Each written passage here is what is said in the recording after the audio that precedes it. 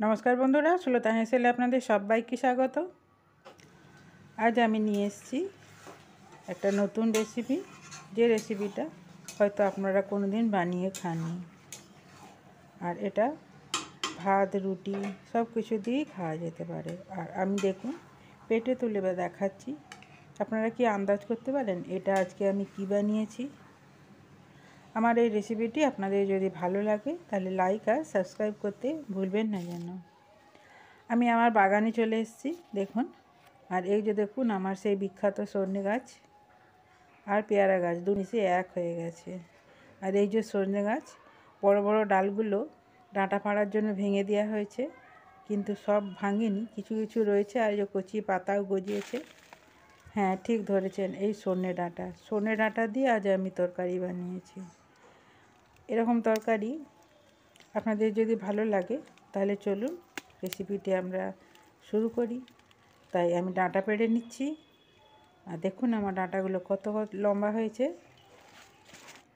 আর কতটা নিচে, দেখুন গাছের কতটা নিচে কেমন ডাঁটা হয়েছে। ডাঁটাগুলো কত বড় বড় দেখুন। এই গাছটা আমার বিখ্যাত গাছ, সারা বছরই প্রচুর পরিমাণে ডাঁটা থাকে।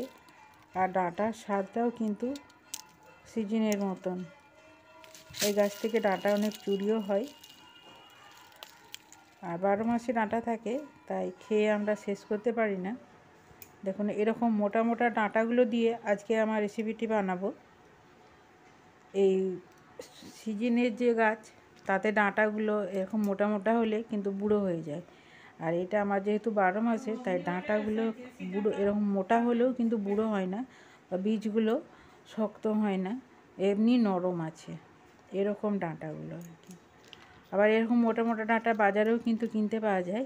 সেরকম ডাঁটা দিয়ে আমার এই রেসিপিটি আজ তৈরি হবে।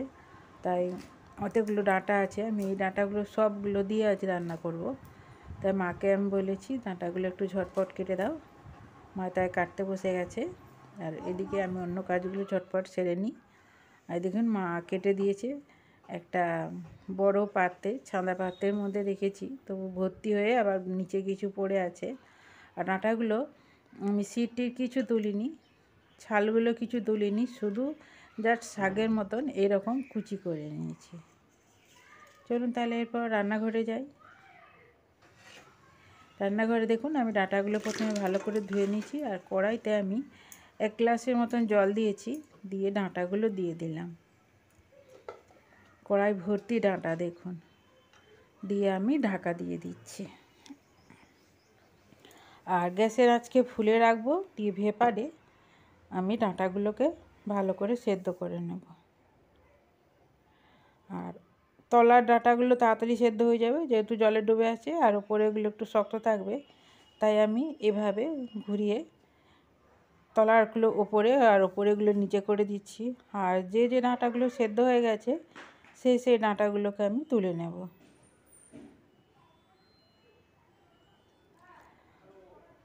আমার এই রেসিপিটি যেসব বন্ধুরা দেখছেন তাদের যদি ভালো লাগে প্লিজ একটা লাইক দিয়ে দেবেন।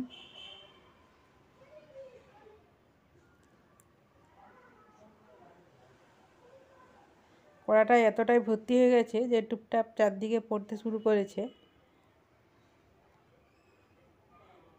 এরপর ওই যে লাল লাল ডাঁটাগুলো সেদ্ধ হয়ে গিয়েছিলো সেগুলোকে আমি তুলে নিয়েছি কিছুটা, দিয়ে আমি আবারও ঢাকা দিলাম বাকিগুলো সেদ্ধ হওয়ার জন্য। ঠিক এই যে এগুলো দেখুন সেদ্ধ হয়ে গেছে বা নরম হয়ে গেছে। এগুলো আমি কিছুটা তুলে নেব, দিয়ে যেগুলো সবুজ সবুজ আছে সেগুলোকে আবার এবারে দিয়ে দেবো সেদ্ধ হতে। এখানে কিন্তু বন্ধুরা আমি কোনো নুন, হলুদ বা কোনো মশলা ব্যবহার করিনি, শুধু ভাপাচ্ছি।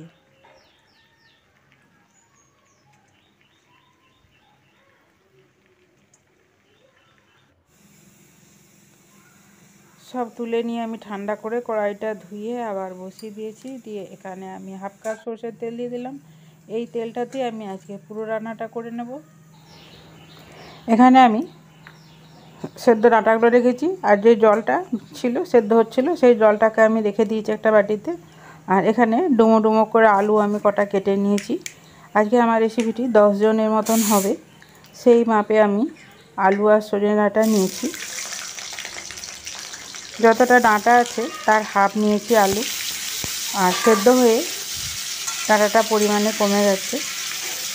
এরপর আলুগুলো দিয়ে দিলাম, দিয়ে গরম তেলের সঙ্গে ভালো করে মিশিয়ে নিচ্ছি। দিয়ে আলুগুলোকে এমনভাবে আমি ভাজবো যাতে আলুগুলো সেদ্ধ হয়ে যায়।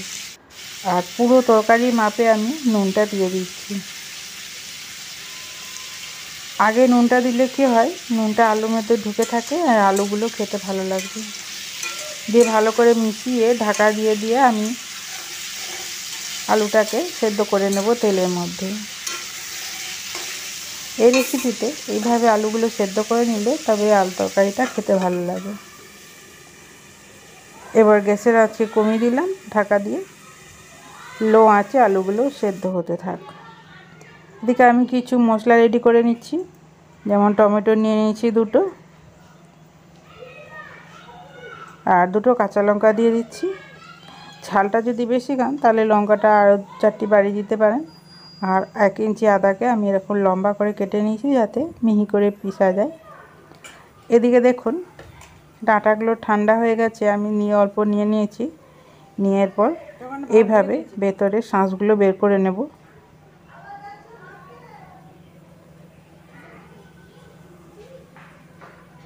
ঠিক এইভাবে চামচে করে এইভাবে শাঁসগুলো বের করে নিলে আর কোনো শাঁস ডাঁটার মধ্যে থাকবে না। আর এই অতিরিক্ত ডাঁটাগুলো এরপর ফেলে দেব। শাঁসগুলো এই যে দেখুন চামচে করে কুড়ে শাঁসগুলো আমি বের করে নিয়েছি।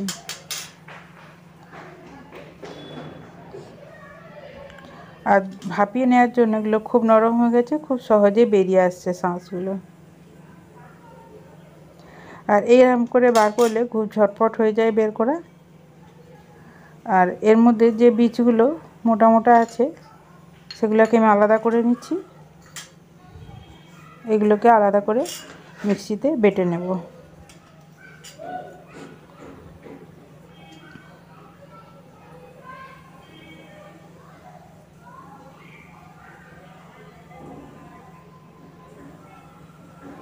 এবার কুড়ে কুড়ে যতটা সম্ভব আমি ভেতরে শাঁসটা নিয়ে নিচ্ছি।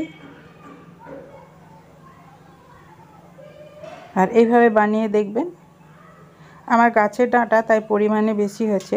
আর আমি যেহেতু 10 জনের মতন বানাচ্ছি, আর আপনাদের 2 জনে বানালে এত ডাঁটার প্রয়োজন নেই।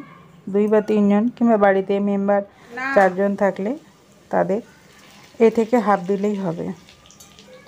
এদিকে দেখুন আলুটাও সেদ্ধ হয়ে গেছে। এরপর আলুগুলো আমি তুলে নিচ্ছি, তুলে রেখে দেব। এদিকে দেখুন আমি এই যে নরম অংশটা ছিল সেটা আমি বেটে নিচ্ছি আলাদা করে। আর এইখানে বিচিগুলো আছে, বীজগুলো দিয়ে দিচ্ছি। বীজগুলো দিয়ে এটা পেস্ট করে নেব।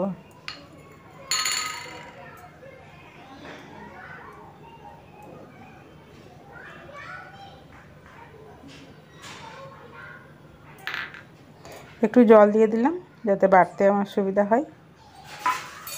দিয়ে দেখুন সবগুলো বেটে নিয়েছি। এই যে এতটা ডাঁটার থেকে আমার আঁতি বেরিয়েছে।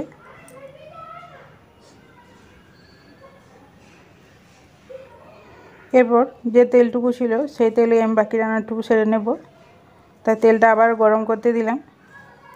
দিয়ে জিরা দিয়ে দিচ্ছি হাফ চামচ।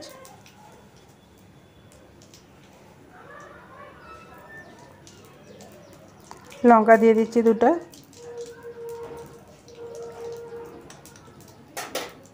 আর যে মশলাটা বেটে রেখেছিলাম টমেটো, আদা, কাঁচা লঙ্কা, আজ আমি নিরামিষভাবে এই রেসিপিটা বানাবো।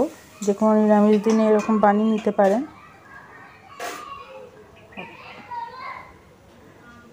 এরপর শুকনো মশলা দিয়ে দিচ্ছি, হলুদ দিয়ে দিলাম। এখানে ধনে গুঁড়ো ব্যবহারটা একটু বেশি করব। জিরে গুঁড়ো দিয়ে দিলাম 1 চামচ ছোটো চামচে, আর ধনে গুঁড়ো দিয়ে দিচ্ছি 2 চামচ। দিয়ে মশলাটাকে খুব ভালো করে কষে নেব। যতক্ষণ না মশলা থেকে তেল ছাড়তে শুরু করছে ততক্ষণ কষে নেব। এখানে আমি কিছু কসুরি মেথি নিয়ে নিয়েছি, হাতে করে ঘষে দিয়ে দিলাম। দিয়ে আবারও মশলাটা আমি কষতে থাকবো।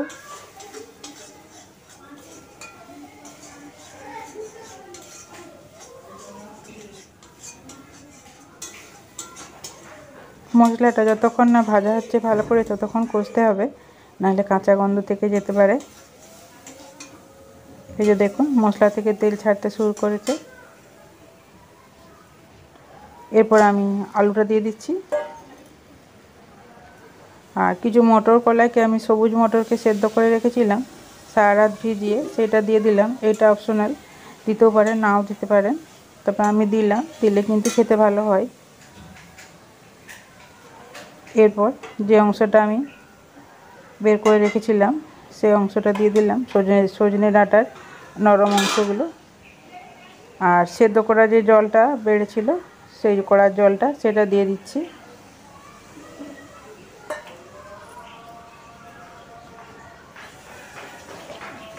আরও একটু জল আমি দিয়ে দিচ্ছি, যাতে মশলার সঙ্গে খুব ভালো করে এটা মিশিয়ে নিয়ে একটু ভাজা যায়। দিয়ে মিশিয়ে এটাকে 2 থেকে 3 মিনিট সময় ধরে আমি এটা শুকনো করে নেব, আর একটু সেদ্ধ করে নেব। আলু টালু সব কিছু সেদ্ধই আছে, মটরও সেদ্ধ আছে, সবুজ মটর। এই যে দেখুন এরকমটা হয়েছে। এরপর ওপর থেকে স্বাদ বুঝে নুনটা দিয়ে দিচ্ছি।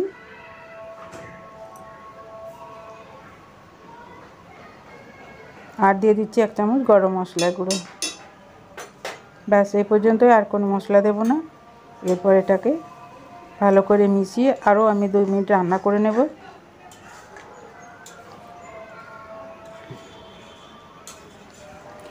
এতদূর পর্যন্ত যেসব বন্ধুরা আমার এই রেসিপিটি দেখছেন তাদেরকে জানাই অসংখ্য ধন্যবাদ।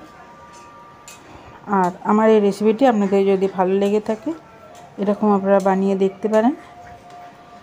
নিরামিষ আমিষ যে কোনো দিনই বানানো যেতে, আর খেতে অসম্ভবই সুন্দর হয়।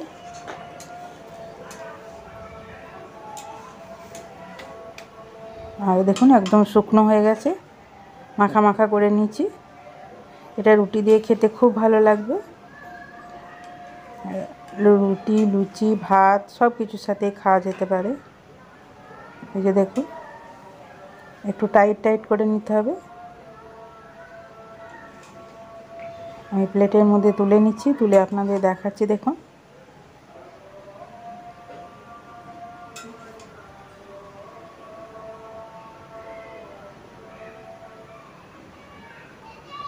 আমার সজনে ডাঁটার তরকারি আজকে রেডি।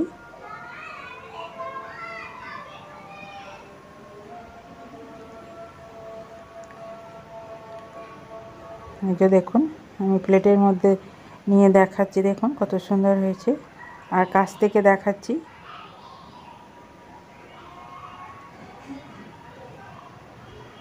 এত সুন্দরভাবে তরকারিটা হয়েছে, বোঝাই মুশকিল কি দিয়ে রান্না হয়েছে বা কিসের তরকারি। দেখুন খেলে বুঝতে পারবেন কতটা স্বাদের, বা রান্না করে যখন খাবেন বুঝতে পারবেন এটা কত সুন্দর হয়েছে আর এটা খেতে কত সুন্দর লাগে। আর এর থেকে সব মিশিয়ে একটা সুন্দর গন্ধও বেরিয়েছে।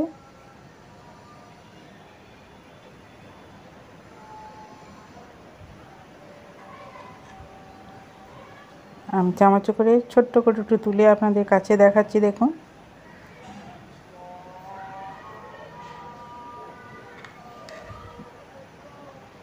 আমি একটু ভাত দিয়ে মাখিয়ে খাবো, তাই ভাতের মধ্যে নিয়ে নিলাম। নিয়মই আছে, যে রান্নাগুলি করি সেই রান্নাগুলি খেয়ে দেখালে তবে মার্কসটা ফুল আসে। তাই মোটামুটি আমি চেষ্টা করি রান্না করি যেটা সেটা খেয়ে দেখাতে। এই যে দেখুন মটরশুঁটিগুলো